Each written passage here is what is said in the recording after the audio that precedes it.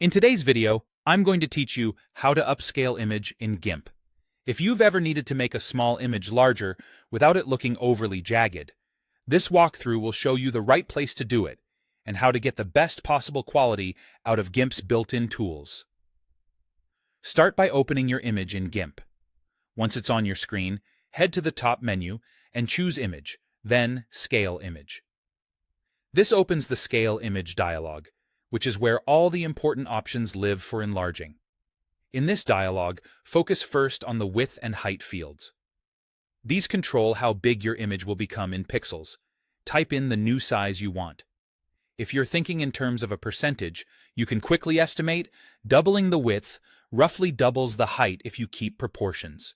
Speaking of proportions, right next to those fields, you'll see a little chain icon.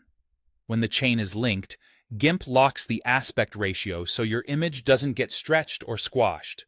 Leave that chain linked if you want to maintain the original proportions. If you really need a custom width or height that doesn't match the original ratio, you can unlink it, but be aware that can distort the image. Next, look for interpolation. This setting decides how GIMP fills in the new pixels as the image gets larger.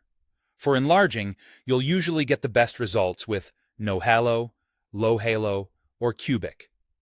No halo is designed to preserve edges while minimizing halos, and can work well for photographs and detailed artwork.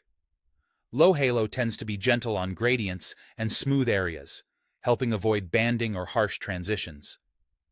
Cubic is a reliable classic choice that often produces a balanced result if you're unsure which one to pick.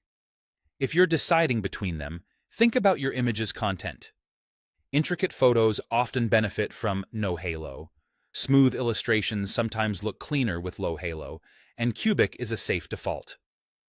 Once you've set the size and chosen your interpolation method, click Scale to apply the change.